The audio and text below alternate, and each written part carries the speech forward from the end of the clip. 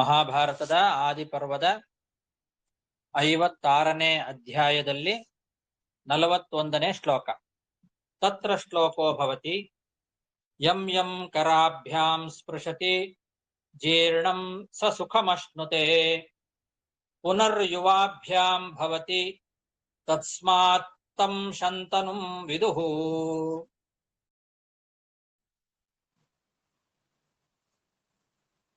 ಕುರುವಂಶದ ರಾಜರುಗಳ ವಂಶ ವಿಸ್ತಾರವನ್ನ ಹೇಳ್ತಾ ಇದ್ದಾರೆ. ಅದರಲ್ಲಿ ಪ್ರತೀಪ ಮಹಾರಾಜನ 3 ಜನ ಮಕ್ಕಳಲ್ಲಿ ದೇವಾಪಿ, ಬಾಲ್ಹಿಕ ಮತ್ತು ಶಂತನು ಅಂತ 3 ಜನ. ಅದರಲ್ಲಿ ದೇವಾಪಿ ಅಂತನ್ನೋನು ದೊಡ್ಡವನಾಗಿದ್ರು ಕೂಡ ಅವನು ಚರ್ಮ ರೋಗದಿಂದ ಕೂಡಿದವನಾದ್ರಿಂದ ಅವನನ್ನ ರಾಜನನ್ನಾಗಿ ಮಾಡಲಿಲ್ಲ. ಅವನು ಬಾಲ್ಯದಲ್ಲೇ ಕಾಡಿಗೆ ಹೋದ. ಬಾಲ್ಹಿಕ ಅಂತನ್ನವನು ಬಾಲ್ಹಿಕ ರಾಜನ ಮಗನಾಗಿ ದತ್ತಕ್ಕೆ ಹೋದ. ಹಾಗಾಗಿ ಕೊನೆಯವನಾಗಿರ್ತಕ್ಕಂತಹ ಶಂತನುವೇ ಕುರುವಂಶದ ರಾಜನಾದ. ಅವನಿಗೆ ಶಂತನು ಅಂತ ಯಾಕೆ ಹೆಸರು ಬಂತು ಅನ್ನೋದನ್ನ ಈ ಶ್ಲೋಕದಲ್ಲಿ ತಿಳಿಸ್ತಾ ಇದ್ದಾರೆ. ಶಂ ತನು, ಆ ಶಬ್ದದ ಅರ್ಥವೇ ಹಾಗಿದೆ ನೋಡಿ. ಅವನು ಯಾರನ್ನ ಮುಟ್ಟುತ್ತಾನೋ ಅವರು ಎಷ್ಟೇ ವಯಸ್ಸಾದವರಾಗಿದ್ರೂ ಕೂಡ ಅವರನ್ನ ಇವನು ಮುಟ್ಟಿದ್ರೆ ಸಾಕು, ಅವರು ಯುವಕರಾಗಿ ಬಿಡ್ತಿದ್ರಂತೆ. ಇವನ ಕೈ ಸ್ಪರ್ಶ ಆದ್ರೆ ಸಾಕು, ಎಂಥ ಮುದುಕರು ಕೂಡ ಪುನಃ ಯುವಕರಾಗ್ತಿದ್ರು. ಮುಪ್ಪಿನಲ್ಲಿದ್ದಂತಹ ಯಾರನ್ನ ತನ್ನ ಕೈಗಳಿಂದ ಮುಟ್ಟುತ್ತಾನೋ ಅವರು ವೃದ್ಧಾಪ್ಯದ ದೋಷವನ್ನ ಕಳೆದುಕೊಂಡು ಸುಖವನ್ನ ಪಡಿತಾರೆ ಅನ್ನೋದು ಶಂತನು ಅನ್ನೋ ಶಬ್ದದ ಅರ್ಥ. ಹೀಗೆ ಆ ಸ್ಪರ್ಶ ಮಾಡುವ 2 ಕೈಗಳ ಮಹಿಮೆಯಿಂದ ಪುನಃ ಯುವಕನಾಗ್ತಾನೆ. ಆದ್ರಿಂದ ಅವನಿಗೆ ಶಂತನು ಅಂತ ಹೆಸರು. ಶಂ ಅಂದ್ರೆ ಸುಖ, ತನು ಸುಖವನ್ನ ತಂದು ಕೊಡ್ತಕ್ಕಂಥವನು. ಆ ವೃದ್ಧಾಪ್ಯದ ದೋಷವನ್ನ ಕಳೆದು, ದೈಹಿಕವಾದ ಆ ವೃದ್ಧಾಪ್ಯವನ್ನ ಕಳೆದು ಅವರಿಗೆ ಯೌವನದ ಸುಖವನ್ನ ತಂದು ಕೊಡ್ತಕ್ಕಂಥವನು ಅನ್ನೋ ಅರ್ಥದಲ್ಲಿ ಅವನಿಗೆ ಶಂತನು ಅಂತ ಹೆಸರು ಬಂತು ಅಂತ ಹೇಳ್ತಾ ಇದ್ದಾರೆ ವೈಶಂಪಾಯನರು ತಮ್ಮ ಪ್ರವಚನದಲ್ಲಿ. ಜನಮೇಜಯ ಮಹಾರಾಜನಿಗೆ ಹೇಳ್ತಾ ಇರ್ತಕ್ಕಂಥ ವಿಷಯ ಇದು. ಯಂ ಯಂ ಕರಾಭ್ಯಾಂ ಸ್ಪೃಶತಿ ಜೀರ್ಣಂ ಸ ಸುಖಮಶ್ನುತೆ ಪುನರ್ಯುವಾಭ್ಯಾಂ ಭವತಿ ತಸ್ಮಾತ್ ತಂ ಶಂತನುಂ ವಿದುಃ. ನಮಸ್ಕಾರ. ಶಂತನುತ್ವಂ. ಹೇಳಿ. ಅದು ಲಕ್ಷಾಲಂಕಾರದ ಒಂದು 6 ವಾಕ್ಯಗಳು ಕೊಟ್ಟಿದ್ದಾರೆ. ಹೌದಾ? ಸ್ವಲ್ಪ ಓದ್ತೀರಾ? ನನಗೆ ಲಕ್ಷಾಲಂಕಾರ ಪುಸ್ತಕ ತರ್ಲಿಲ್ಲ ನಾನು. ಓಕೆ, ಓದ್ತೇನೆ. ಓದ್ರಿ, ನೋಡಿ ಹೇಳ್ತೇನೆ. ಓಕೆ. ಯಂ ಯಂ ಕರಾಭ್ಯಾಂ ಸ್ಪೃಶತಿ ಜೀರ್ಣಂ ಸ ಸುಖಮಶ್ನುತೆ ಪುನರಿವಾಭ್ಯಾಂ ಭವತಿ ತಸ್ಮಾತ್ ತಂ ಶಂತನುಂ ವಿದುಃ ಇತಿ ಅತ್ರ ಸಹ ಅದೇ ಇತಿ ಅತ್ರ ಸಹ ಶಂತನು ಯಂ ಯಂ ಜೀರ್ಣಂ ವಾರ್ಧಕ ವಶಾಜ್ಜೀರ್ಣ ಸವರ್ ಅವಯವ ಸಂಧಿಂ ಕರಾಭ್ಯಾಂ ಸ್ಪೃಶತಿ ಸ ಸುಖಂ ಗುರಾಯಮಾನ ಕಂಠಾದಿಷು ಯದ್ ದುಃಖಂ ತದ್ ಅಪೋಹ್ಯ ಸುಖಮಶ್ನುತೆ. ಗುರಾಯಮಾನ ಅಂತ ಏನೋ ಓದಿದ್ರಲ್ಲ, ಅದನ್ನ ಇನ್ನೊಂದ್ಸಲ ಓದಿ. ಅದು ಗುರಾಯಮಾನ ಗುರಾಯಮಾನ. ಕಂಠಂ ಅಂತಿದ್ಯಾ?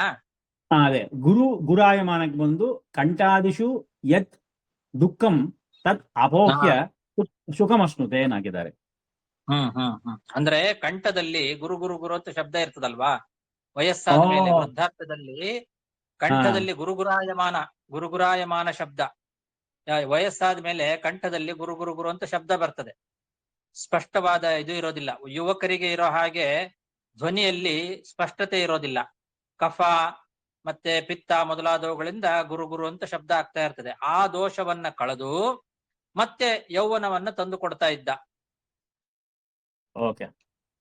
ಮತ್ತೇನಿದೆ? ಪುನರಾಭ್ಯಾಂ ಕರಾಭ್ಯಾಂ ತಮೇವ ಯದಾ ಸ್ಪೃಶತಿ ತದಾ ಸ ಯುವ ಸರ್ವಾಂಗ ಕಾರ್ಶ್ಯಂ ಪರಿತ್ಯಜ್ಯ ಯೌವನ ಅವಯವಸ್ಪತ್ ಪುಷ್ಟಾಂಗೋ ಭವತಿ. ಇದು ಕೊಂಚ ಸ್ಪಷ್ಟವಾಗಿದೆ. ಇನ್ನೊಂದ್ಸಲ ಮುಟ್ಟಿದ್ರೆ ಕೈಗಳಿಂದ ಮತ್ತೊಂದ್ಸಲ ಮುಟ್ಟದ ಅಂದ್ರೆ ಮೊದಲು ಒಂದ್ಸಲ ಮುಟ್ಟಿದಾಗ ಆ ಕಂಠದ ದೋಷ ಎಲ್ಲ ಹೋಗ್ತಿತ್ತು, ವೃದ್ಧಾಪ್ಯದ ದೋಷಗಳು, ಕಂಠದಲ್ಲಿರ್ತಕ್ಕಂಥ ಗುರುಗುರಾಯಮಾನ ಶಬ್ದ ಮೊದಲಾದ್ದೆಲ್ಲ ಹೋಗ್ತಿತ್ತು. ಮತ್ತೊಂದ್ಸಲ ಮುಟ್ಟಿದ ಅಂದ್ರೆ ಎಲ್ಲಾ ಅವಯವಗಳಲ್ಲಿ ಇರುವ ಆ ಜೀರ್ಣತೆ ಅನ್ನೋದು ಹೋಗಿ ಪುನಃ ಯುವಕನಾಗಿ ಬಿಡ್ತಿದ್ರು ಅಂತ ಅರ್ಥ. ಅದನ್ನ ವಾದರಾಜ ಸ್ವಾಮಿಗಳು ಅದರ ವಿವರಣೆ ಬರೆದಿದ್ದಾರೆ. ದೆನ್ ಅದೇ ಇದು ವ್ಯುತ್ಪತ್ತಿ ಕೊಟ್ಟಿದ್ದಾರೆ. ತಸ್ಮಾತ್ ತಂ ಶಂತನುಂ ಸುಖದಾಯಕತ್ವಾತ್ ಶಂ ತನು ವಿಸ್ತಾರೆ ಇತಿ ಧಾತೋಃ ದೇಹ ಪುಷ್ಟಿ ಹೇತುತ್ವಾತ್ ತನುಃ ಶಂ ಚ ಅಸೌ ತನುಶ್ಚ ಇತಿ ಶಂತತನುಃ. ಶಂ ಅಂದ್ರೆ ಧುಃಖ, ತನು ಅಂದ್ರೆ ತನು ವಿಸ್ತಾರೆ ಅನ್ನೋ ಧಾತುವಿನಿಂದ ಬಂದದ್ದು. ಶಂ ಅಂದ್ರೆ ಸುಖವನ್ನ ವಿಸ್ತಾರ ಮಾಡ್ತಿದ್ದ ಅಂತ ಅರ್ಥ ಬರ್ತದೆ ಶಂತನು ಅನ್ನೋ ಶಬ್ದಕ್ಕೆ. ಅದರಿಂದ ಅವನಿಗೆ ಶಂತನು ಅನ್ನೋ ಹೆಸರು ಸಾರ್ಥಕವಾಯಿತು ಅಂತ ಅರ್ಥ. ಓಕೆ, ಇನ್ನೂ ಒಂದು ಕೊನೆ ಒಂದು ಎರಡು ವಾಕ್ಯ. ಸಂತೋ ಭವ ಇತ್ಯುಕ್ತೆ ತನುತ್ವಂ ಅಲ್ಪತ್ವಂ ಗತ ಇತಿ ವ್ಯುತ್ಪತ್ತಿ ಸಮುದ್ರಾಖ್ಯ ಮೂಲ ರೂಪ ಗುಣ ಧಾಗತ ಇಯಂ ತು ವ್ಯುತ್ಪತ್ತಿ ಕಾರ್ಯ ರೂಪಾವತಾರ ಗುಣಾದೇವೇತಿ ವಿವೇಕಃ ಪುನರ್ಯುವಾಚ ಇತಿ ಕ್ವಚಿತ್ ಪಾಠಃ. ದೆನ್ ತತ್ರ ಅಪ್ಯೇವಂ ಏವ ಯೋಜನಾ. ಅದೇನ್ ಬೇಕಾಗಿಲ್ಲ, ಸಾಕು, ಇಷ್ಟು ಸಾಕು. ತತ್ತಸ್ಯ ಶಂತನುತ್ವಂ, ಈ ಕಾರಣದಿಂದಲೇ ಅವನಿಗೆ ಶಂತನು ಅಂತ ಹೆಸರು ಬಂತು ಅಂತ ಅರ್ಥ. ಶಂತನಸ್ತು ಖಲು ಗಂಗಾಂ ಭಾಗೀರಥೀಂ ಉಪಯೇಮೆ ತಸ್ಯಾಂ ಅಸ್ಯ ಜಜ್ಞೆ ದೇವವ್ರತೋ ನಾಮ ಯಮಾಹುರ್ಭೀಷ್ಮ ಇತಿ. ಈ ಶಂತನು ಭಗೀರಥನ ಮಗಳಾಗಿರ್ತಕ್ಕಂತಹ ಗಂಗೆಯನ್ನ ಮದುವೆ ಮಾಡಿಕೊಂಡ. ಅವಳಿಗೆ ಭಾಗೀರಥಿ ಅಂತ ಕರೀತಾರೆ. ಭಗೀರಥನ ಮಗಳಾದ್ರಿಂದ ಭಾಗೀರಥಿ ಅಂತ ಕೂಡ ಕರೀತಾರೆ. ಆ ಭಾಗೀರಥಿ ಎಂಬುದಾಗಿ ಪ್ರಸಿದ್ಧಳಾದಂತಹ ಗಂಗೆಯನ್ನ ಈ ಶಂತನು ಮಹಾರಾಜ ಮದುವೆ ಮಾಡಿಕೊಂಡ. ಆ ಗಂಗೆಯಲ್ಲಿ ಅವನಿಗೆ ದೇವವ್ರತ ಎಂಬಂತಹ ಮಗ ಹುಟ್ಟಿದ. ಅವನಿಗೆನೆ ಭೀಷ್ಮ ಅಂತ ಕೂಡ ಕರೀತಾರೆ. ಅವನ ಹೆಸರು ದೇವವ್ರತ ಅಂತ. ಗಂಗೆಯ ಮಗ ಶಂತನುವಿನಿಂದ ಹುಟ್ಟಿದವನು. ಶಂತನುಸ್ತು ಖಲು ಗಂಗಾಂ ಭಾಗೀರಥೀಂ ಉಪಯೇಮೆ ತಸ್ಯಾಂ ಅಸ್ಯ ಜಜ್ಞೆ ದೇವವ್ರತೋ ನಾಮ ಯಮಾಹುರ್ಭೀಷ್ಮ ಇತಿ. ಭೀಷ್ಮಸ್ತು ಪಿತುಃ ಪ್ರೀತಿಚಿಕೀರ್ಷಯ ಸತ್ಯವತೀಂ ಆನಯಾಮಾಸ ಮಾತರಂ ಯಮಾಹುಃ ಕಾಳೀತಿ. ಈ ಭೀಷ್ಮ ಅಂತನ್ನವನು ಕುರುವಂಶದ ಸಂತತಿಯನ್ನ ಮುಂದುವರಿಸಲಿಲ್ಲ, ಅವನು ಮದುವೆ ಮಾಡ್ಕೊಳ್ಳಿಲ್ಲ. ಭೀಷ್ಮ ತನ್ನ ತಂದೆಯಾದಂತಹ ಶಂತನು ಮಹಾರಾಜನಿಗೆ ಸಂತೋಷವನ್ನ ಉಂಟು ಮಾಡಬೇಕು ಅಂತ ಸತ್ಯವತಿಯನ್ನ ತನಗೆ ತಾಯಿಯಾಗಿ ಕರ್ಕೊಂಡು ಬರ್ತಾನೆ. ದಾಶರಾಜನ ಮಗಳು ಸತ್ಯವತಿ ಎಂಬುದಾಗಿ ಆ ಸತ್ಯವತಿಯನ್ನ ತನ್ನ ತಂದೆಗೋಸ್ಕರ, ಶಂತನುವಿಗೋಸ್ಕರ ಅವಳನ್ನ ಕರ್ಕೊಂಡು ಬಂದು ತನ್ನ ತಾಯಿಯನ್ನಾಗಿ ಮಾಡ್ಕೊಳ್ತಾನೆ. ಅವಳಿಗೆ ಕಾಳಿ ಅಂತ ಕೂಡ ಹೆಸರಿದೆ. ಅಂತಹ ಕಾಳಿ ಅಂತ ಪ್ರಸಿದ್ಧಳಾದ ಹೆಸರುಳ್ಳಂತಹ ಸತ್ಯವತಿ ದೇವಿಯನ್ನ ತನ್ನ ಪಿತುಹು ಪ್ರೀತಿ ಚಿಕೀರ್ಷಯ, ತಂದೆಗೆ ಸಂತೋಷವನ್ನ ಉಂಟು ಮಾಡಬೇಕು ಅಂತ, ಅಂದ್ರೆ ತಂದೆಯಾದಂತಹ ಶಂತನುವಿಗೆ ಸತ್ಯವತಿಯ ಮೇಲೆ ಪ್ರೀತಿ ಆಗ್ತದೆ. ಅವಳನ್ನ ಕರ್ಕೊಂಡು ಬಂದು ತಂದೆಯಾದಂತಹ ಶಂತನುವಿಗೆ ಮದುವೆ ಮಾಡಿಸ್ತಾನೆ ಭೀಷ್ಮ. ಭೀಷ್ಮಸ್ತು ಪಿತುಃ ಪ್ರೀತಿ ಚಿಕೀರ್ಷಯ ಸತ್ಯವತೀಂ ಆನಯಾಮಾಸ ಮಾತರಂ ಯಾಂ ಆಹುಃ ಕಾಳೀತಿ. ತಸ್ಯಾಂ ಪೂರ್ವಂ ಪರಾಶರಾತ್ ಕನ್ಯಾಗರ್ಭೋ ದ್ವೈಪಾಯನಃ ತಸ್ಯಾಮೇವ ಶಂತನೋಃ ದ್ವೌ ಪುತ್ರೌ ಬಭೂವತುಃ ಚಿತ್ರಾಂಗದೋ ವಿಚಿತ್ರವೀರ್ಯಶ್ಚ ಇತಿ. ಈ ಸತ್ಯವತಿ ದೇವಿ ಶಂತನುವನ್ನ ಮದುವೆ ಮಾಡಿಕೊಳ್ಳೋದಕ್ಕಿಂತ ಮುಂಚೆನೆ ಅವಳು ಕನ್ಯಾವಸ್ಥೆಯಲ್ಲಿ ಇರುವಾಗಲೇನೆ ಪರಾಶರ ಋಷಿಗಳಿಂದ ವೇದವ್ಯಾಸ ದೇವರ ಅವತಾರ ಆಗಿತ್ತು. ಪರಾಶರ ಮತ್ತು ಸತ್ಯವತಿ ದೇವಿಯರಿಗೆ ಮಗನಾಗಿ ವೇದವ್ಯಾಸ ದೇವರು ಅವತಾರವನ್ನ ಈ ಮುಂಚೆನೆ ಮಾಡಿದ್ರು. ಅವಳು ಕನ್ಯಾವಸ್ಥೆಯಲ್ಲಿ ಇರುವಾಗಲೇನೆ ಕನ್ಯಾಗರ್ಭೋ ದ್ವೈಪಾಯನ ಅಂದಿದ್ದಾರೆ. ಪರಾಶರರಿಂದ ಕನ್ಯಾಗರ್ಭ ಕನ್ಯಾವಸ್ಥೆಯಲ್ಲಿರುವಾಗಲೇನೆ ಸತ್ಯವತಿ ದೇವಿಗೆ ದ್ವೈಪಾಯನ ವೇದವ್ಯಾಸ ದೇವರು ಹುಟ್ಟಿದ್ರು. ಅವಳಲ್ಲೇನೆ ಅದೇ ಸತ್ಯವತಿಯಲ್ಲಿ ಈಗ ಶಂತನುವಿನಿಂದ ಇಬ್ಬರು ಮಕ್ಕಳಾಗ್ತಾರೆ, ಚಿತ್ರಾಂಗದ ಮತ್ತು ವಿಚಿತ್ರವೀರ್ಯ ಅಂತ. ಆ ಇಬ್ಬರ ಮಕ್ಕಳನ್ನ ಸತ್ಯವತಿ ದೇವಿ ಪಡಿತಾಳೆ ಶಂತನುವಿನಿಂದ. ತಸ್ಯಾಂ ಪೂರ್ವಂ ಪರಾಶರಾತ್ ಕನ್ಯಾಗರ್ಭೋ ದ್ವೈಪಾಯನಃ ತಸ್ಯಾಮೇವ ಶಂತನೋಃ ದ್ವೌ ಪುತ್ರೋ ಬಭೂವತುಃ ಚಿತ್ರಾಂಗದೋ ವಿಚಿತ್ರವೀರ್ಯಶ್ಚ ಇತಿ. ಚಿತ್ರಾಂಗದಸ್ತ್ವಪ್ರಾಪ್ತ ಯೌವನಃ ಏವ ಗಂಧರ್ವೇಣ ನಿಹತಃ ತತೋ ವಿಚಿತ್ರವೀರ್ಯೋ ರಾಜಾ ಬಭೂವ. ಶಂತನುವಿನ ಎರಡು ಮಕ್ಕಳಲ್ಲಿ ಚಿತ್ರಾಂಗದ ಮತ್ತು ವಿಚಿತ್ರವೀರ್ಯ ಅನ್ನೋ ಇಬ್ಬರು ಮಕ್ಕಳಲ್ಲಿ ಚಿತ್ರಾಂಗದ ಅಂತನ್ನೋನು ಅವನು ಯೌವನಾವಸ್ಥೆಗೆ ಬರೋದಕ್ಕಿಂತ ಮೊದಲೇ ಒಬ್ಬ ಗಂಧರ್ವನಿಂದ ಅವನು ಸತ್ತು ಹೋಗ್ತಾನೆ.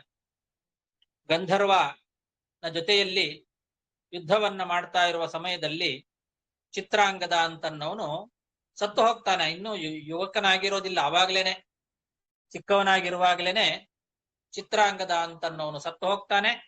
ಆದ್ರಿಂದ ವಿಚಿತ್ರವೀರ್ಯ ಅನ್ನೋನು ಮುಂದೆ ರಾಜನಾಗ್ತಾನೆ. ಶಂತನುವಿನ ನಂತರದಲ್ಲಿ ಕುರುವಂಶದ ರಾಜನಾದವನು ವಿಚಿತ್ರವೀರ್ಯ. ಚಿತ್ರಾಂಗದಸ್ತು ಅಪ್ರಾಪ್ತ ಯೌವನೆ ಏವ ಗಂಧರ್ವೇಣ ನಿಹತಃ ತತೋ ವಿಚಿತ್ರವೀರ್ಯೋ ರಾಜ ಬಭೂವ. ವಿಚಿತ್ರವೀರ್ಯಸ್ತು ಖಲು ಕಾಶಿರಾಜಸ್ಯ ಸುತೆ ಅಂಬಿಕಾಂಬಾಲಿಕೆ ಉದವಹತ್ ಸ ವಿಚಿತ್ರವೀರ್ಯೋ ಅನುತ್ಪನ್ನಾಪತ್ಯೇ ಏವ ವಿದೇಹತ್ವಂ ಪ್ರಾಪ್ತಃ. ಈ ವಿಚಿತ್ರವೀರ್ಯ ಅಂತನ್ನೋನು ಕಾಶಿರಾಜನ ಮಕ್ಕಳಾದಂತಹ ಅಂಬಿಕಾ ಮತ್ತು ಅಂಬಾಲಿಕಾ ಎಂಬಂತಹ ಇಬ್ಬರನ್ನ ಮದುವೆ ಮಾಡ್ಕೊಳ್ತಾನೆ. ಭೀಷ್ಮಾಚಾರ್ಯರೇ ಅವರಿಬ್ಬರನ್ನ ಕರ್ಕೊಂಡು ಬಂದು ವಿಚಿತ್ರವೀರ್ಯನಿಗೆ ಮದುವೆ ಮಾಡಿಸ್ತಾರೆ. ಅಂಬಿಕಾ ಮತ್ತು ಅಂಬಾಲಿಕಾ ಅಂತ ಇಬ್ಬರು ವಿಚಿತ್ರವೀರ್ಯನ ಪತ್ನಿಯರು. ಆದರೆ ಆ ವಿಚಿತ್ರವೀರ್ಯನಿಗೆ ಈ ಅಂಬಿಕಾ ಮತ್ತು ಅಂಬಾಲಿಕಾ ಇಬ್ಬರಲ್ಲಿ ಮಕ್ಕಳು ಆಗೋದಕ್ಕಿಂತ ಮುಂಚೆನೆ ಅವನು ಸತ್ತು ಹೋಗ್ತಾನೆ. ಅವನಿಗೆ ಮಕ್ಕಳೇ ಆಗೋದಿಲ್ಲ ವಿಚಿತ್ರವೀರ್ಯನಿಗೆ.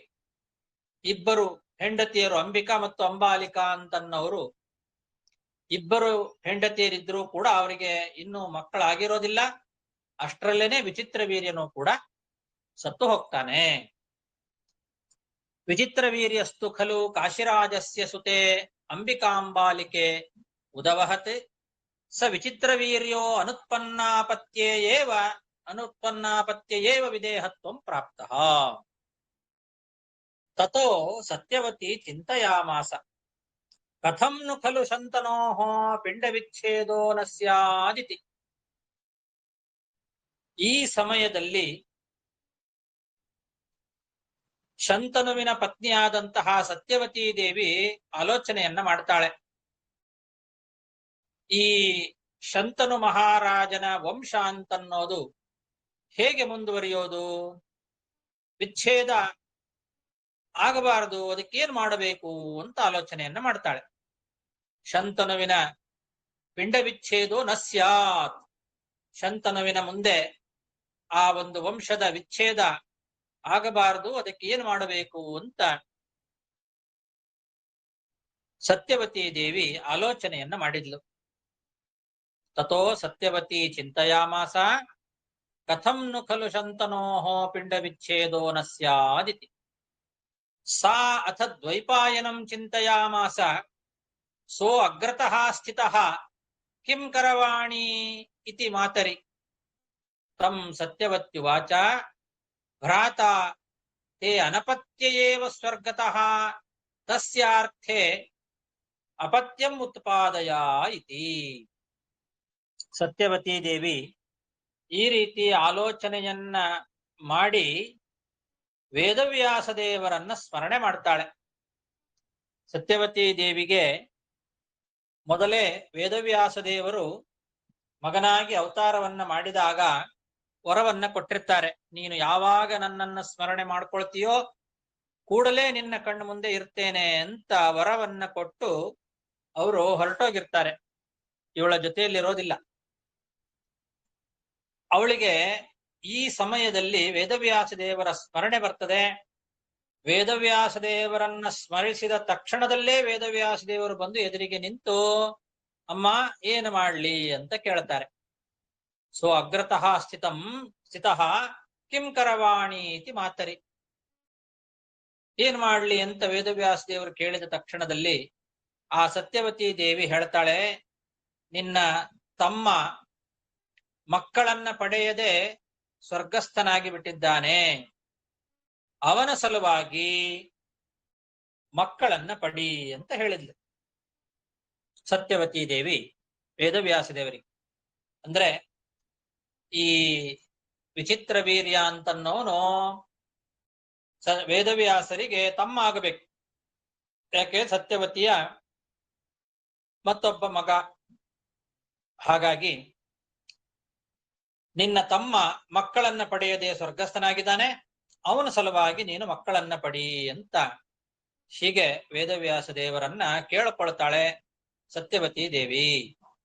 ಸಾಥ ದ್ವೈಪಾಯನಂ ಚಿಂತಯಾಮಾಸ ಸೋ ಅಗ್ರತಃ ಸ್ಥಿತಃ ಕಿಂ ಕರವಾಣಿ ಇತಿ ಮಾತರಿ. ತಂ ಸತ್ಯವತ್ಯುವಾಚ ಭ್ರಾತಾ ತೇ ಅನಪತ್ಯಯೇವ ಸ್ವರ್ಗತಃ ತಸ್ಯಾರ್ಥೇ ಅಪತ್ಯಮುತ್ಪಾದಯ ಇತಿ. ಸ ಪರಂ ಇತ್ಯುವಾಚ ಸ ತತ್ರ ತ್ರೀನ್ ಪುತ್ರಾನುತ್ಪಾದಯಾಮಾಸ ಧೃತರಾಷ್ಟ್ರಂ ಪಾಂಡುಂ ವಿದುರಂ ಚ ಇತಿ. ವೇದವ್ಯಾಸ ದೇವರು ತಾಯಿಯಾದಂತಹ ಸತ್ಯವತಿ ದೇವಿಗೆ ಹಾಗೆ ಆಗಲಿ ಅಂತ ಹೇಳಿ 3 ಜನ ಮಕ್ಕಳನ್ನ ಪಡಿತಾರೆ. ಧೃತರಾಷ್ಟ್ರ, ಪಾಂಡು ಮತ್ತು ವಿದುರ ಅಂತ 3 ಜನ ಮಕ್ಕಳ ಹೆಸರು.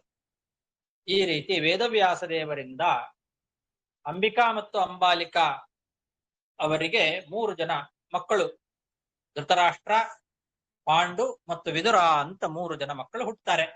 ಕುರುವಂಶದ ಸಂತತಿ ಅವರಿಂದ ಮುಂದುವರಿತದೆ.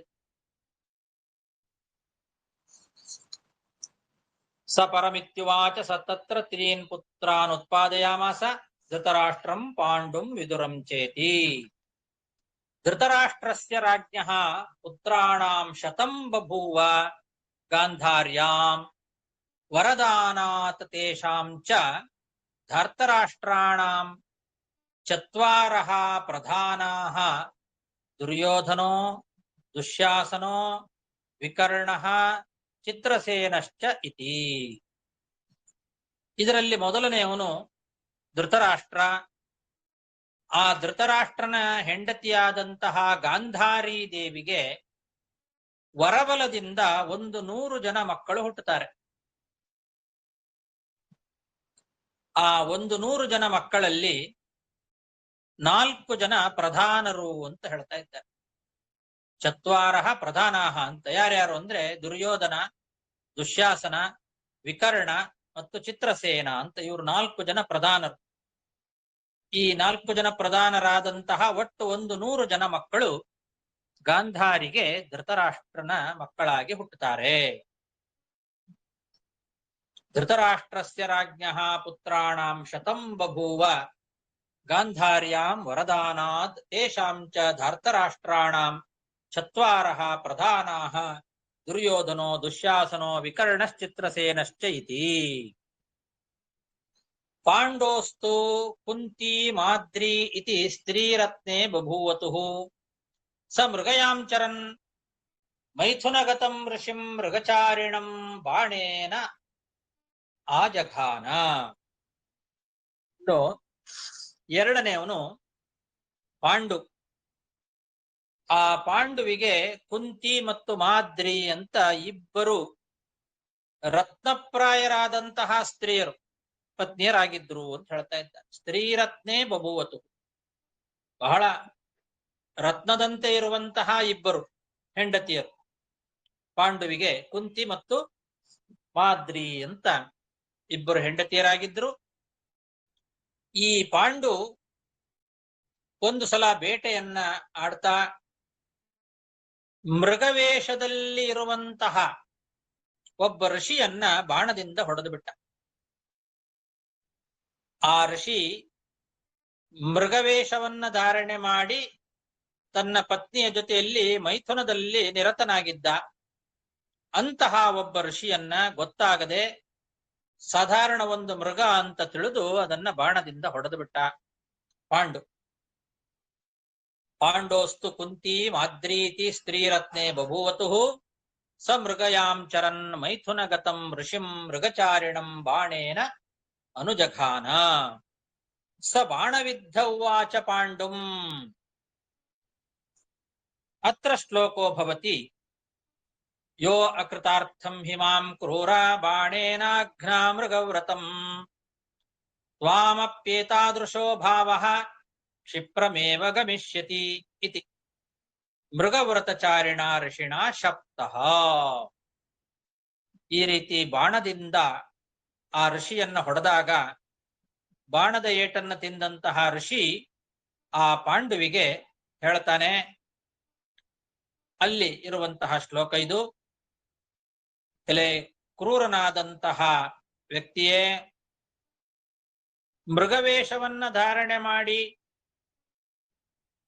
ಕಾಮದಲ್ಲಿ ತೃಪ್ತಿಯನ್ನ ಪಡೆಯದೆ ಇರುವ ನನ್ನನ್ನ ನೀನು ಹೀಗೆ ಬಾಣದಿಂದ ಹೊಡೆದು ಕೊಲ್ತಾ ಇದ್ದೀಯಲ್ಲ, ಇದರಿಂದ ಬಹಳ ಶೀಘ್ರದಲ್ಲಿ ನಿನಗೂ ಇಂಥ ಅವಸ್ಥೆ ಬರಲಿ ಅಂತ ಶಾಪ ಕೊಟ್ಟು ಬಿಟ್ಟ.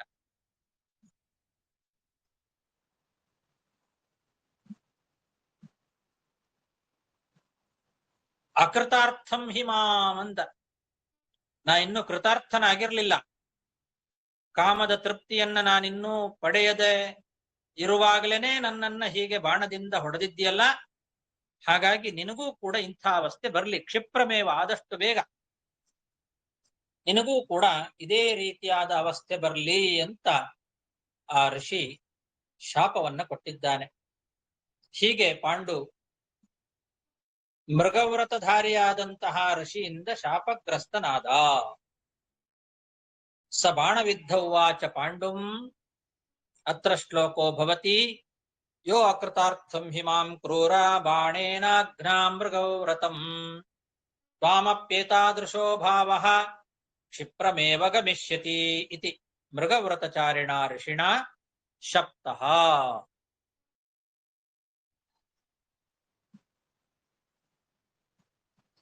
ಸ ವಿಷಣ್ಣ ರೂಪಃ ಪಾಂಡುಃ ತಂ ಶಾಪಂ ಪರಿಹರನ್ ನೋಪಸರ್ಪ ಇತಿ ಭಾರ್ಯೆ. ನೋಪಸರ್ಪತಿ ಭಾರ್ಯೆ. ಪಾಂಡು ಮಹಾರಾಜನಿಗೆ ಬಹಳ ದುಃಖ ಆಯ್ತು, ನಾನು ತಪ್ಪು ಮಾಡಿಬಿಟ್ಟೆ ಅಂತ ಬಹಳ ವಿಷಣ್ಣವದನಾಗಿ ಶಾಪದಿಂದ ಅವನು ಬಳಲ್ತಾ ಇದ್ದಾನೆ. ಮುಂದೆ ಅವನಿಗೆ ಇದೇ ರೀತಿಯಾಗಿ ನನಗೆ ಮರಣ ಬರುತ್ತೆ ಅಂತನ್ನೋದನ್ನ ಅವನು ತಿಳ್ಕೊಂಡು ಆ ಮರಣಾವಸ್ಥೆಯನ್ನ ಪರಿಹಾರ ಮಾಡಿಕೊಳ್ಬೇಕು ಅನ್ನೋ ಉದ್ದೇಶದಿಂದ ಅವನು ತನ್ನ ಪತ್ನಿಯರ ಸಮೀಪಕ್ಕೆ ಹೋಗ್ತಾ ಇರಲಿಲ್ಲ. ಸ್ತ್ರೀ ಸಂಘವನ್ನ ಬಿಟ್ಟೇ ಬಿಟ್ಟ ಪಾಂಡು.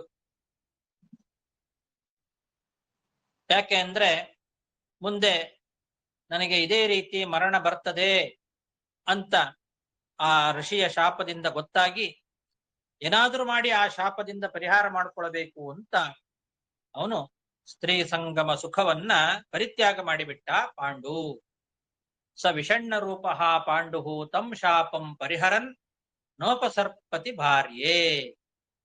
ಆಹ ಚ ಸ್ವಚಾಪಲ್ಯಾದಿದಂ ಪ್ರಾಪ್ತವಾನಹಂ ಶೃಣೋಮಿ ನಾನಪತ್ಯಸ್ಯ ಲೋಕಾಃ ಸಂತೀತಿ ಮಮಾರ್ಥೇ ಪುತ್ರಾನುತ್ಪಾದಯೇತಿ ಕುಂತೀಂ ಉವಾಚ. ಇಷ್ಟು ಅಲ್ಲದೆ ಮತ್ತೆ ಹೇಳಿದ್ದಂತೆ ಆಹಚ, ನಾನು ಚಾಪಲ್ಯದ ಒಂದು ದೋಷದಿಂದಲೇನೆ ಈ ಶಾಪವನ್ನ ಪಡ್ಕೊಂಡಿದ್ದೇನೆ ಅಂತ ಹೇಳ್ತಾನೆ. ಅಂದ್ರೆ ಅವನಿಗೆ ಬೇಟೆ ಆಡುವುದು ಒಂದು ಚಪಲ. ಹಾಗಾಗಿ ಬೇಟೆ ಆಡ್ತಾ ಆಡ್ತಾ ಆ ಚಪಲತೆಯಿಂದ ನಾನು ಈ ರೀತಿಯಾದ ಒಂದು ಅವಸ್ಥೆಯನ್ನ ಪಡ್ಕೊಂಡೆ. ಆದ್ರೆ ಮಕ್ಕಳಿಲ್ಲದೆ ಇದ್ರೆ ಸದ್ಗತಿ ಇಲ್ಲ ಅಂತ ನಾನು ಶಾಸ್ತ್ರದಲ್ಲಿ ಕೇಳಿ ತಿಳ್ಕೊಂಡಿದ್ದೇನೆ. ಆದ್ರಿಂದ ನನಗೆ ಮಕ್ಕಳಾಗಬೇಕು. ಮಕ್ಕಳನ್ನ ಪಡೆದ್ರೆ ನಾನು ಸತ್ತು ಹೋಗ್ತೇನೆ. ಆದ್ರಿಂದ ನನ್ನ ಸಲುವಾಗಿ ನೀನು ಮಕ್ಕಳನ್ನ ಪಡಿ ಅಂತ ಕುಂತಿಗೆ ಹೇಳಿದ ಪಾಂಡು. ಮಕ್ಕಳಾಗಲಿಲ್ಲ ಅಂತಂದ್ರೆ ಸದ್ಗತಿ ಇಲ್ಲ. ಆದ್ರಿಂದ ಅಪುತ್ರಸ್ಯ ಗತಿರ್ನಾಸ್ತಿ ಅಂತ ಶಾಸ್ತ್ರ ಹೇಳುತ್ತದೆ. ಹಾಗಾಗಿ ನನಗೆ ಮಕ್ಕಳಾಗ್ಲಿಲ್ಲ ಅಂದ್ರೆ ಸದ್ಗತಿ ಆಗೋದಿಲ್ಲ. ಅದಕ್ಕೋಸ್ಕರ ನೀನು ನನಗೋಸ್ಕರ ನೀನು ಮಕ್ಕಳನ್ನ ಪಡಿ ಅಂತ ಕುಂತಿ ದೇವಿಗೆ ಹೇಳಿದ ಪಾಂಡು.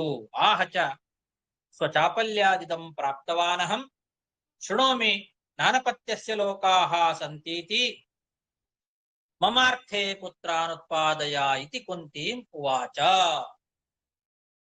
ಸಾ ಪುತ್ರಾನುತ್ಪಾದಯಾಮಾಸ ಧರ್ಮಾತ್ ಯುಧಿಷ್ಠಿರಂ ಮಾರುತಾದ್ ಭೀಮಸೇನಂ ಇಂದ್ರಾದರ್ಜುನಂ ಇತಿ. ಈ ಮಾತನ್ನ ಕೇಳಿ ಕುಂತಿದೇವಿ ತನ್ನ ಪತಿಯ ಆಜ್ಞೆಯಿಂದ 3 ಜನ ಮಕ್ಕಳನ್ನ ಪಡಿತಾಳೆ. ಯಮಧರ್ಮರಾಜನಿಂದ ಯುಧಿಷ್ಠಿರನನ್ನ, ವಾಯುದೇವರಿಂದ ಭೀಮಸೇನನನ್ನ, ದೇವೇಂದ್ರನಿಂದ ಅರ್ಜುನನನ್ನ, ಹೀಗೆ 3 ಜನ ಮಕ್ಕಳನ್ನ ಕುಂತಿದೇವಿ ಪಡೆದ್ಲು. ಸಾ ಪುತ್ರಾನುತ್ಪಾದಯಾಮಾಸ ಧರ್ಮಾದ್ ಯುಧಿಷ್ಠಿರಂ ಮಾರುತಾದ್ ಭೀಮಸೇನಂ ಇಂದ್ರಾದ್ ಅರ್ಜುನಂ ಇತಿ. ಅಲ್ಲಿಗೆ 55 ಶ್ಲೋಕ ಆಯ್ತು. ಸಾಕು. ಶ್ರೀಕೃಷ್ಣಾರ್ಪಣಮಸ್ತು.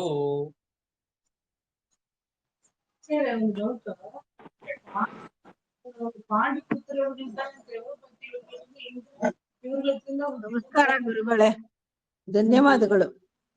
ಪಾಂಡುನ ಅನುಜ್ಞೆಯಿಂದ ಕುಂತಿದೇವಿಯಲ್ಲಿ ಹುಟ್ಟಿದ ಮಕ್ಕಳಾದ್ರಿಂದ ಪಾಂಡುಪುತ್ರರು ಅಂತಾನೆ ಕರೆಯುವುದು. ಹೌದು, ಪಾಂಡುನು ತಂದೆನೆ. ಪಾಂಡುವೇ ತಂದೆ. ಆದ್ರೆ ಅದೊಂದು ಪದ್ಧತಿ. ಆ ಪದ್ಧತಿಯಿಂದ ಹುಟ್ಟಿದವರು ಅವರು. ಆಚಾರ್ಯ, ವಿದುರ ಸ್ತ್ರೀ ಒಬ್ಳು ಶೂದ್ರ ಹೆಂಗಸಿಂದ ಹುಟ್ಟಿದ್ದಲ್ವಾ? ಹೌದು ಹೌದು. ಅಂಬಿಕಾ ಮತ್ತು ಅಂಬಾಲಿಕಾ